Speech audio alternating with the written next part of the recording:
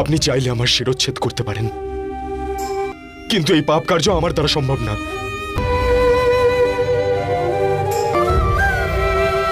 না দাদা, এমন অনর্থ আমার সঙ্গে করবেন না।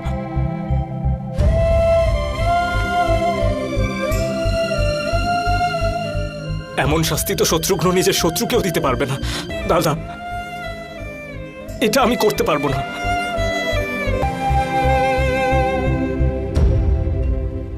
লক্ষণ, আজ পর্যন্ত তুমি আমার সব আজ্ঞা পালন করেছ, আর আজও তোমাকেই সীতাকে বনে ছেড়ে আসতে হবে। এই সংসারে আপনার থেকে বড় আমার কাছে আর কেউ নয় দাদা, আর না কেউ কখনো হবে। আমি আপনার সব আদেশ পালন করব, কিন্তু আজকে আমি আপনাকে একটা প্রশ্ন করতে পারি দাদা? এই সময় যে আমার সাথে কথা বলছে, তিনি কি এক অসহায় অযোধ্যাপতি, না আমার বড় দাদা? যখন সম্পর্কের কথা হয়, তখন রাজা হোক বা ব্যক্তি, দুজনেই বাধ্য হয় লক্ষণ। আমি মানতে পারছি না দাদা, লক্ষণের বড় দাদা রাম কখনো অসহায় হতে পারে না। আপনি তো তখনও অসহায় ছিলেন না দাদা, যখন পিতার একটা প্রতিশ্রুতি পালনের জন্য আপনি 14 বছরের জন্য বনবাসে গিয়েছিলেন। তাহলে এখন মাতা সীতার অগ্নি পরীক্ষা দেওয়ার পরেও আরো একটা পরীক্ষা দেওয়ার জন্য এত অসহায় কেন আপনি? যেই রাবণ মাতা সীতাকে স্পর্শ করার স্পর্ধা দেখিয়েছিল, সেই রাবণের সম্পূর্ণ বংশ আপনি ধ্বংস করে দিয়েছিলেন। তাহলে আজ যে সমস্ত প্রজারা মাতা সীতার চরিত্রের ওপর আঙুল তুলছে, ওই সমস্ত প্রজাদের শেষ করতে আপনি এত অসহায় কেন? প্রজা রাজার কাছে তার সন্তানের মতো, তার পরিবারের মতো। পরিবারের ওপর আঘাত করা যায় না লক্ষণ। মাতা সীতাও তো আমাদের পরিবার দাদা, ওনার অধিকারের কি হবে? আর যে সন্তান এখনো এই পৃথিবীতে জন্মই নেয়নি, শুরুতেই তাদের এত কষ্ট কেন?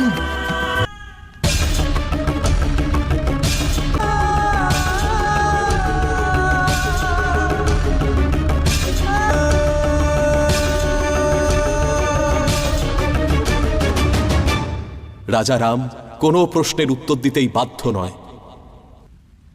আমি অযোধ্যা নরেশ রাজা রাম আমার সেনাপতি লক্ষণকে এই আদেশ দিচ্ছি যে সে যেন মহারানী সীতাকে অযোধ্যা থেকে দূরে বনে ছেড়ে আসে।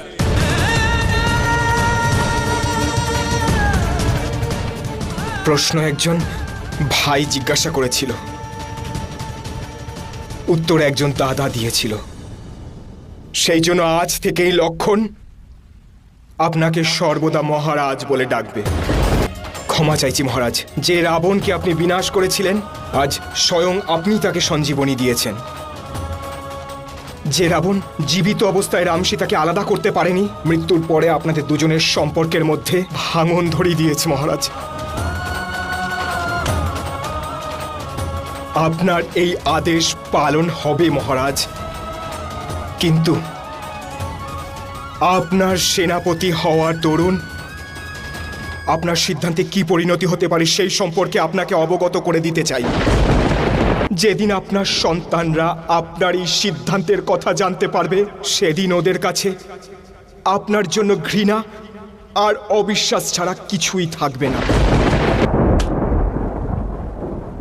আজ্ঞা দিন মহারাজ।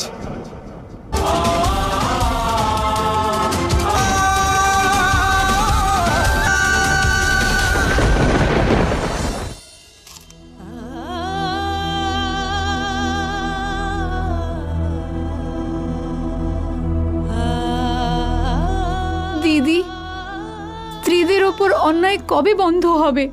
হ্যাঁ দিদি, যে নারী তার সব ধর্ম পালন করে, প্রতিবার তাকে কেন পরীক্ষা দিতে হয়? কেননা সোনাকে পরখ করে দেখা হয় উর্মিলা, মাটিকে নয়। ভাগ্যশালী আমরা নারী জাতি, সময় সবসময় আমাদেরকেই বেছে নেয়, পরীক্ষা নেওয়ার জন্য আর প্রেরণা দেওয়ার জন্য। দেখো, তোমরা আমার বোন, কোনোদিন ভেঙে পড়ো না।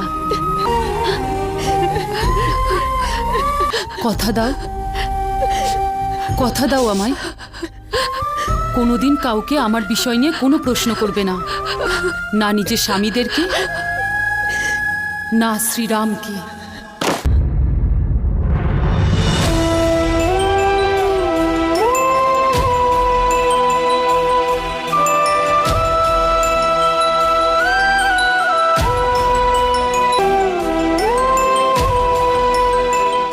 না মাতা, কিভাবে থাকবেন আপনি বনবাসে?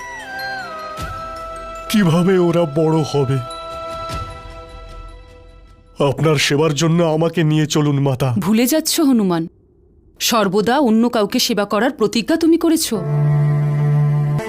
কিরকম পরিস্থিতিতে পড়লাম আমি? আপনি আপনি এত নিষ্ঠুর হবেন না। আপনাকে ছাড়া এই অযোধ্যা আর অযোধ্যা থাকবে না।